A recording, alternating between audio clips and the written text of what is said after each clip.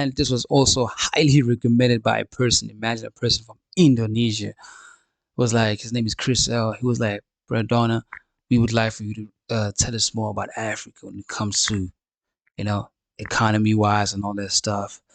So my response was like, poverty in South Africa is one of our biggest, like one of our biggest national challenges.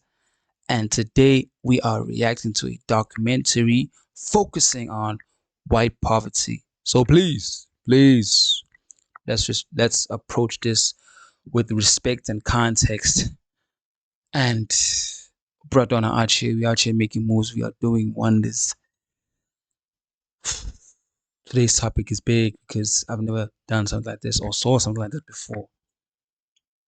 Um, enough with the. Let's get to the. Let's get to it, man. Let's get to it.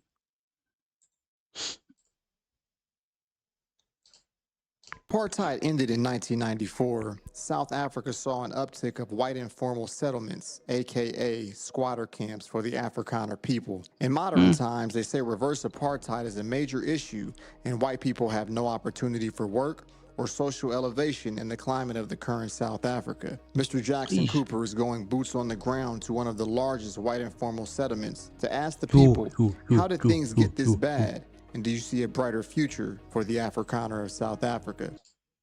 Yo, is it that bad? Yes, yes, yes. First of all, poverty affects like wide range of all communities in Africa. It's not just about specific races only. It affects white, blacks, Indians, every race that I've seen in Africa. It affects everybody. So for me, seeing some people in a situation like this is average, but also I never thought there was a place in South Africa like this that obviously has a wide range of this thing of the white community. So it's really shocking. But poverty is obviously everywhere. I don't wanna lie to you when it comes to that. It's everywhere. This is life in South Africa, the white squatter camp. What's going on, everybody? It's your man Dang. Jackson Cooper, aka J Coop. And in today's documentary, we are going to be going to a Shout out to Jackson Cooper. Shout out to Jackson Cooper for pulling out and stuff, for pulling up in South Africa, man. Like you came from America to capture this kind of documentary. It was like was a life learning curve for all of us because you obviously out there watching this and you're like, how does this obviously happen? Because most people never thought that things like this happen, especially for the white community. And I'm surprised as you are, it is happening. So let's see what Jackson really captured. all-white informal settlement, aka slum, here in South Africa. Now, this is right outside of Johannesburg, South Africa. We will be seeing how something like this even exists and how the people are living. This should be a very in-depth, different, and a chance to learn why things are the way they are here in South Africa. Now, I'm an American. And I know other Americans are probably thinking, how are white people living in slums in I South mean, Africa? And that's what we're going yeah, to find out in today's video. not just Americans for that point. I'm sure even you as a viewer, as a person from South Africa, you are shocked because some of us don't actually know that this kind of place exists, even in Johannesburg. Because for a minute, I thought maybe it would be like some of the provinces, like maybe Northern Cape. Since there's 9 provinces, I thought maybe it's one of those um provinces out there, maybe like just out there. But to say it's in Joburg, I never thought so. Because Joburg is like a really busy place, a city of gold. It is a city of gold. So not to say there's not much of homeless people, but you know, I mean, that's where most people get bread. Joburg is a very busy place, but also when you're in Joburg, you gotta know what you're doing because there's a lot of temptations over there. There's a lot of temptations over there. You gotta know what you're doing out there. So yeah, All in all, man, this is quite shocking. As for most people out there who are questioning themselves, how is this obviously like happening in South Africa? I'm also shocked as a person from KwaZulu Natal in Durban. I never saw something like this before. I've never ever. I will be bringing some lightly used clothing and a electronic for the people that are living in this informal settlement. Okay, guys, so without further ado, we are on our way to the white slums of South Africa. This is Coop's Corner. Hop off the porch, now I'm in it. Say my goodbyes, I'll be Okay. gone till I'm finished. I could do a mile in a minute, mile in a minute. Watch me do a mile in a minute, mile in a minute. And I been on this long road, still riding through all of these potholes, won't faze me. All right, guys, so That's a we are banger. here. First, I want to introduce you to our tour guide today. So, how are you doing, sir? I'm fine. My name is Hugo van Niekerk. I'm the community leader here. Welcome to Pango Camp. This is our informal settlement, and we stay here. Very happy here. No problems except the government problems. That's all. Hey man, hey man. Shout out to Hugo. Shout out to Hugo. Shout out to Hugo, man. It's unfortunate he's not a boss. But hey, I'm joking. That was a joke. I'm just joking, you know. No offense on that. But you can see that that's that's South African. That because the person that just showed up the taxi, it's called the quantum. We call it the quantum. That's where all the moments happen. You know, there's a lot of things happen. You know, that's a quantum. So some people might know it as like a taxi, da da da da, and all that stuff. But here, it's a signature transportation for most African people. Even when people are driving cars that are very high standards now, that's where you know, they started when it comes to transportation. But let's see what Hugo presents to us because I'm not familiar with this place. I've never seen it before, and these are going to be my honest thoughts when it comes to what he has to present to us. And they don't do what they say they're going to do. So Mm. as long as we're happy, we're all right. Yeah, I love that. I love that. I love the fact that as long as we happy, we all right, because he is right. The government of South Africa never keeps like their word or their promise when they say they're gonna do something. They never do it. They never do it. Take me for instance. I grew up in a place where, like, I've always heard this thing of like, there's a development of roads, schools, this and that. Shelters will be changed for people in order for better circumstances when it comes to rainy days, you know. But that never happened. I mean, it's been over a decade now, but that never happened, you know. So imagine people from Johannesburg not having that opportunity. Also, I thought it only happens mostly here in Durban, but it also happens over there. I'm so astonished when it comes to that. But he's right. The South African government doesn't stick to their word. It's very it's very big on lies. It's very big on lies. You know, the president can come to your township or to one of your rural areas and come. All the people could be happy for him or whatever it is, but the day they leave and they leave with their fancy cars. Nothing ever changes. You know, they see those people struggling. They come to their houses. They greet the families. They do this and that. They talk and it's just to put on a show for the media. That's why I always look at it. It's just for the media because I never saw any changes.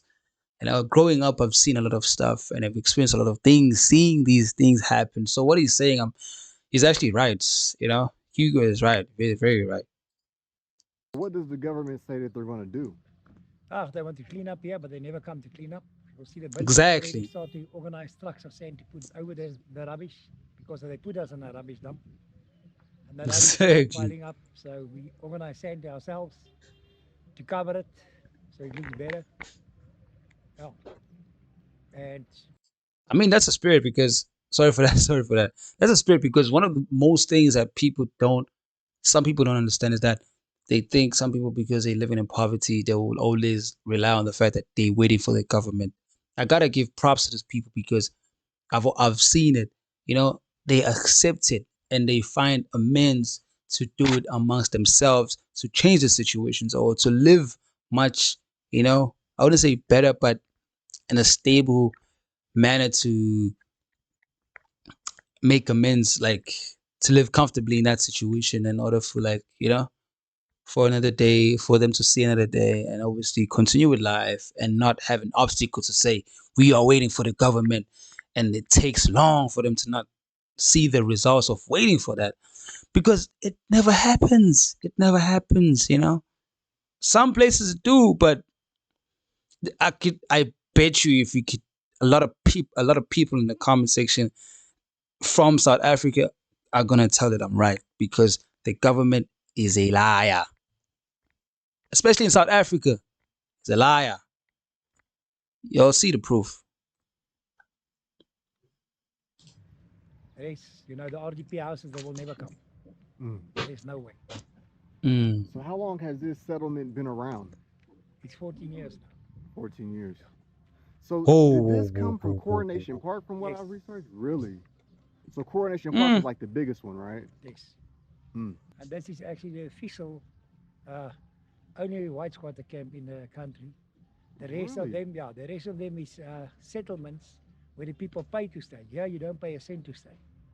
The only thing you pay here for is your electricity because we got prepaid meters. Really? Mm. Yes, So this Mm. is the Mm. only white informal settlement in South Africa. yes, that's Wow. For me, it's a shock. Yeah, for me, it's a shock because I never thought, as I said before, this kind of place exists. I would say I never deep dive in my research. Imagine getting this video or being recommended to watch a certain video like this from a person in Indonesia. Shout out to Chris L, by the way.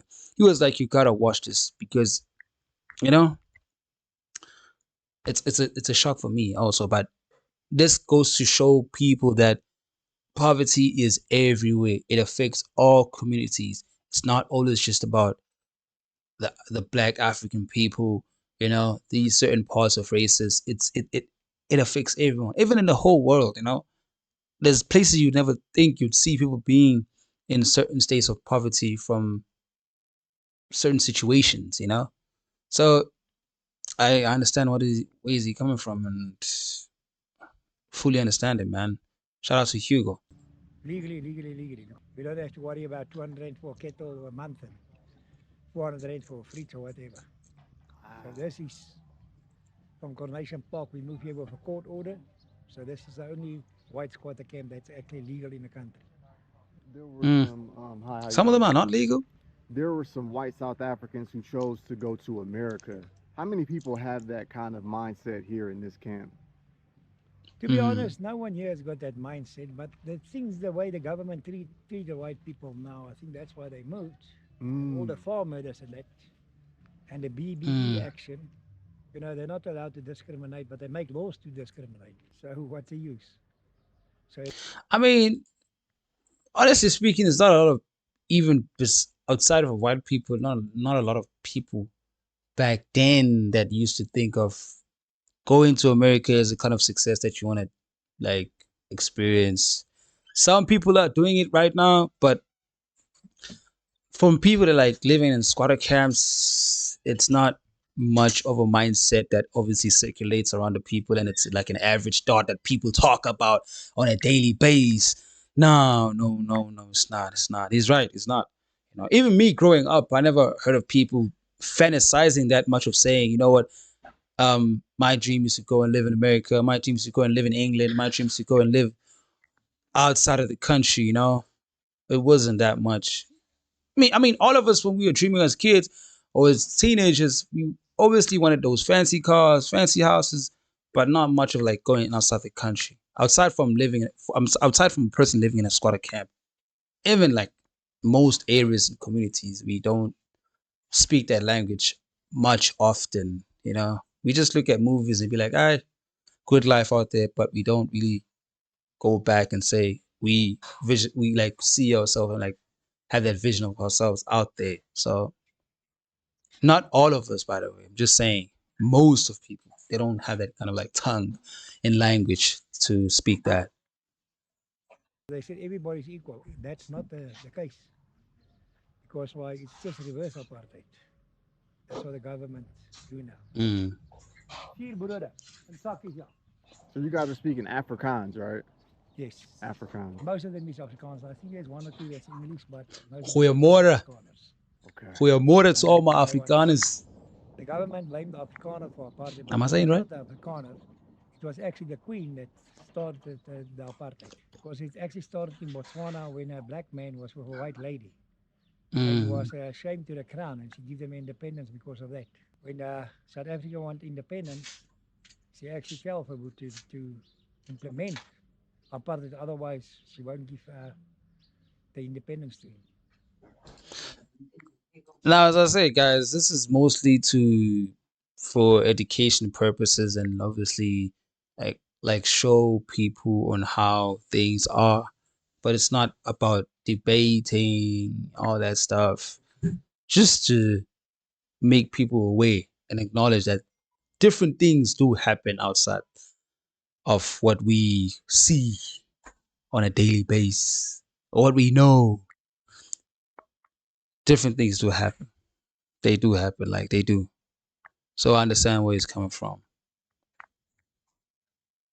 So that's where apartheid actually started. So is this where you stay right here? Yes, I'm busy building, carry on, do whatever I want to do. This man is a pit bull. What's the dog's name? Mia. Mia, how are you doing? Oh. Very, very big dog. Oh, that's a big dog. How is he feeding that dog? How is he feeding that dog? How is he? That's a pit bull. Oh. This is a real Afrikaner. The guy is a pit bull. Hugo, you must be lying about something, man. You must be lying about something. That dog is for murder. I'm just joking. But that dog kills, bro. That dog kills. So how you feeding? How are you affording to feed that? That dog is. Damn. This is Steven, he's my right hand. How you doing, Steven? Hey, close the gate. Nice to Close the meet you. gate. So how long have you been here? Like 11 years. 11 years? Yes. So what can you Wait. tell us about this informal settlement? Hey, I don't know. I don't know where to start. But it's a place of safety for us. Better when you stay living here in the location. Wait, hold on. Did that gate just move itself, or did he just? Wait. I gotta go back. I gotta go back a few minutes. Wait. Mia. Mia, how are you doing? Very, very big dog. Whoa. This is Steven, he's my right hand. How you is he doing, Steven? affording that? Nice to meet you. So how long have you been here? Like 11 years. 11 years? Yes. So what can you tell us about this informal settlement? Nah. Ask him about the gate. Ask him about the gate. Ask him about the gates. That's a remote gate, bruv. That's a slum, but you have a remote gate. Hugo, you are a boss, man. I was wrong about you. You are a boss. You got a remote gate, but you're living in the slums? Man, Hugo, you living in some world, bro. You don't find that when it comes to like the slums I would take you in Durban to see. You never find that. Like, how? How is it possible? I'm not saying you don't deserve it, but damn. I would say you're middle class. You're living it good out here. Yeah. That's a big deal for some people. That's a big deal for some people. Hey, I don't know. I don't know where to start. But it's a place of safety for You us. got a pit bull? Better when you stay Remote living here gate? in the location than outside. Yeah, that's what I can say about the place. I mean, for white people to move in location, it was a shock actually for the whole country. But this was the beginning of to see if we can cope with each other. And let me tell you, we go quite well with the blacks. And the thing is, I think I'm safe in my house here. And the people in town that stay in their houses. Because here we got mob justice. Outside there's nothing. And if you call the police, they take 10 years to come out. So they don't even bother. Before 1994, we had schools for free, we had hospitals for free. I mean, he's right. The South African police force really sucks sometimes. It sucks. I think it works better in different places. Maybe because from where I've seen things happen and how they react, they take long. They don't solve some cases. They stall. It's very messed up, man. You just that's why most people take this thing power to their own hands because South African police force sometimes really sucks. Not just sometimes, but it really sucks, man. It really sucks. Trust me. As a South African, I'll tell you the South African police force sucks. I think they need to do a better job at hiring good people when it comes to that. First of all, police officers in South Africa are unfit. They're unfit. They don't have good training. Even soldiers too. I don't know what's happening. So what he's saying is pretty right. I've seen it plenty times. I've seen it plenty times. We had a police service that was all right. We had a railway service. We had a airways that was operating perfectly. We had ESCOM that was operating perfectly. But nowadays, nothing works. He's right. He's right. He's right. ESCOM was very, I wouldn't say good back then, but it wasn't that. It wasn't really bad compared to what it is now. We have a lot of blackouts here in South Africa, like a lot of blackouts, and we call it load shedding. We call it load shedding, and it's really bad. Electricity would go for like maybe 2 hours and then come back after 2 hours. Sometimes even a day. Sometimes it depends on places and what actually happens. So it's different. But blackouts really do happen often in South Africa. So, but growing up, I wasn't used to them. That's as how they happen now. I mean, even I'm shooting this video could probably get disconnected because of if a blackout would happen. So it obviously happens more often than most people think outside other countries.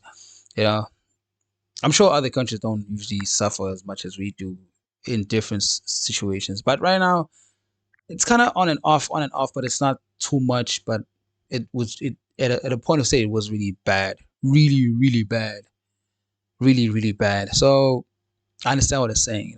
I've experienced those kind of stuff.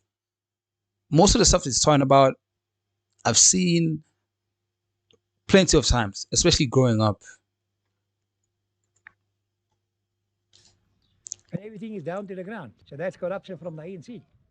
They Mm, just take the money and never mind what the people do. Who is this bread for? Like, what is it for? The yeah. poor people that can't cook for themselves. Mm. So we try to help Mm. them with the little we get. Because of the government, they don't support us. They only give the people the old age pensions and the disability pensions and the rest. I mean, So it's pretty much like fend for yourself, it seems like. Yes. Wow. Ja. Mag even, broer? Kijk, je speak hoor. Hi, how you doing? Quite a lot. What's your name? Lizette. Nice to meet you, Miss Lizette. So I'm just here pretty much documenting the white informal settlements. Can you tell me what is it like living here? It's not so bad. Okay.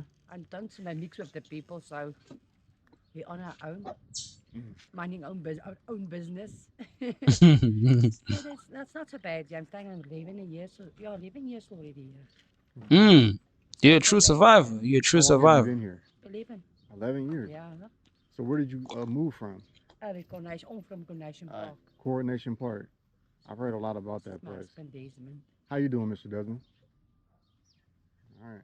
People mustn't sit down on us because anybody can land up here in a place like this. So Yeah. don't discriminate against people or. I mean, it would be wrong for a person to do that because, end of the day, as I said, poverty is everywhere. All communities are affected by poverty in South Africa. The main thing and the main focus should be how do we like find a solution towards that as a unity, as one. That could be the most positive mindset we could have in order to grow as a country, grow as people, grow as a nation, and obviously make sure we live a better life or a much more stable life. And obviously for the ones the younger generation that's coming behind us, and obviously, you know, put in like a head start for them that could be a better future for their this thing for their lives. You know, this is just it's just something else. push poor people down. We are poor people, but we are poor but full of love. There's no lack of love Mm, in this place. That's all mm. I can say. I can The see with people the that don't food want to help them, given. they're only one paycheck away from this place. And it's very easy to fall into this trap. It's not because of people want to fall here, but the government system also The circumstances. help with that. The circumstances that the government creates, and that's a huge problem. Like we are getting Mm, on Thursdays and Fridays. Yeah. Yeah, we're getting them, we get the food then. So that helps also a lot. Mm. mm. That people who are giving us that help. Yes, ma'am. Yeah. How you doing? Are you giving notes? No. Mike, I want it. Ah. Man, oh, come on, Hugo, man. Give my brother something. Give my brother something, bro. Those are the runners of the Kasi, them Zanzi people, man. Those guys are the runners, man. Those guys, like, they really do something, They really do something. They really do something, especially when it comes to helping people, wash cars, they do some gardening for you. You can send them to the stores at the supermarket to get you something. They can even tell you if your house like got robbed, and maybe um they know where your belongings are at. And obviously, if your girlfriend is like, or you staying with your girlfriend and you or your wife, and you go at work and somebody's tapping that ass, and somebody's tapping your wife, they'll tell you that, hey, they'll be like, hey, Lazo, Lazo. So when they say Razo, they mean like uncle, like unc. Hey man, we know who's tapping you. So yeah, shout out to them, man. They're like those guys where they're troublemakers, man. They're naughty troublemakers, and we sometimes it's different. Sometimes we fight with them. Sometimes we are with them. It's just mixed up, man. It's just very mixed up. But we live we also like them when we like them, because they are a very good helping hand when it comes to like the township things that needs to be done. They're very helpful. That's one thing. So when they actually seeing something for free, they do speak up and obviously ask for it, especially even money. You know how these guys be, man. Oh, wow. This lady was here from the beginning with us. Mm. Good morning. How you doing? Good. What's your name? Sine. So can I ask you a question? So what is it like living with the white Afrikaners here? It's okay. It's okay. Yeah, they try It's their okay. best for us. Hmm. That's It's a good. privilege together. They're not entitled. It's a privilege. And that's what I don't understand, and I don't take note of it. Hey, where's your pa? Daddy! We live all right. It's just we don't have work in it, so we battle it. So what is Mm. the government essentially doing for the white Afrikaners here? Nothing. Nothing.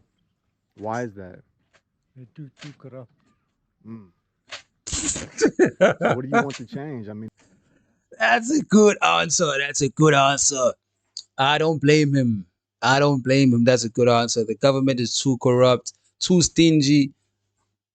Too stingy. The government is very corrupt in South Africa. Even with the people that help the government to sustain good areas and communities, those people also are very stingy, corrupted. It's very bad out here. As a South African, trust me, I know what I'm talking about. I've seen it. I've experienced certain things. I grew up to seeing all these things with these. You are watching me from where you are. I'm telling you, like, I know what I'm talking about. I've seen it. I've seen it. I've seen it. this is your chance to tell the people, like, what do you want to change? Well, they must start giving white people more work and better places to stay, so we can have a proper living, like it used to be in the old days. Mm. Everyone had work, white and black had work. Now today, the whites are more of the whites are out of work, and the blacks are getting all the work, and they're taking outsiders to come in for cheaper labor. Mm. So outsiders from different countries. Yeah, the foreign. Okay, I wouldn't say much of like more black people are getting more jobs, because where I'm from and what I've seen it as it's equal. So far, it's equal from what I've seen, from my experience as like going out there, handing out my resumes, at certain jobs, different jobs. I've worked with different kinds of people, different kinds of races, and it was mostly equal. I wouldn't say there was like, it's too much blacks, too much whites, too much that, you know. But he's right when he's saying it. It could be like the old days. What I liked about the system in the old days, there was a lot of jobs. There was a lot of jobs. That's one thing I liked about it. There was a lot of jobs. Exclude the racism and all those kind of stuff. The good part of it was like more jobs. There was a lot of jobs back in the days. Right now is it kind of goes with a lot of corruption. You know, you can pay for a job nowadays to get a position. You pay for that. You you know for women, sometimes they gotta sleep with certain bosses to get those kind of certain positions and jobs. It's very corrupted in South Africa. There's a lot of things that are very not good when it comes to job opportunities. That's a major part of it. That's not good. It's a very corrupted section now. Because there's too much foreigners here. And the government is even building Yeah, it's right. houses for the foreigners, but not their own people. So, yeah, it's a big, huge problem. Sad thing about it is, if I go out and steal a bread, they put me in jail. But they steal millions and billions and nothing happens to them. So, where's the law? Hugo, They said nobody's above the law. I mean, look at Cyril Ramaphosa. cupcake. Sarah Maposa, cupcake. They call them cupcakes, yeah. Couple of dollars they found there on his farm. It's not a couple, it's a few million. Nothing happened to him. He hid it in his mattress. Why? Because it was illegal. And nothing happened to him. What happened to the other people? They still had millions from Transnet. Go look at Google. Sporty. Millionaires is in South Africa now. I think it's a lot more than the whites it was in the old days. 3,800. Now, Damn. there's more black billionaires or millionaires in South Africa than there was in the whole history of the country. Yeah, it's a shame. Okay, to put it in a clear perspective, for the millionaires and billionaires and whatever it is, man, I gotta give it to those people who are putting in the work. Those people obviously put in the work for them to be millionaires and billionaires. So I wouldn't say it's a bad thing for them to be in that position. So I'm not sure how is Hugo putting it, but from what I can say in a response of expressing what are my thoughts and what he just said is that I gotta give it to those people as people who are putting in the work. Those people are putting in the work. They don't just do they don't just get plates handed to them full of cash to be in that position. They do a lot. They do a lot. They do a lot. So I think sometimes it's just talking because that frustration of how the government is so corrupted, of which is a human being. I don't blame him, but I fully understand and where they're coming from, and I'm sympathizing with them in their situation and how they are affected by what's going on. So yeah, I understand. Yeah. So that is mostly it right now. But most definitely, the most important part is that if you guys were expecting a much more longer video than this, please let me know in the comments so I can do like a part two of it and obviously show more insights on what's going on in this kind of documentary because it's a long documentary and to avoid copyrights and obviously respect put some respect on Jackson's channel and all that stuff. This is how far we can go for now, but I hope this kind of like made you see things in a different perspective and obviously see what obviously happens in the country. So as I said, as a South African, this is me telling you that things like this do happen and it's a national challenge for all the communities, not just the whites and blacks and just this and that. It happens to anybody. Poverty is just a wide range of situation that happens to anybody. But if you want more videos from a South African perspective, Let me know in the comments. And obviously, you know what to do. I'm not gonna tell you. I'm not gonna tell you. Do we gotta go this road again? Do we gotta go to this? I'm not gonna tell you. You know what to do. You know what to do. Like and sub. Like and sub. Brought down our here. We making moves. We are doing wonders. And thanks for your time. Peace.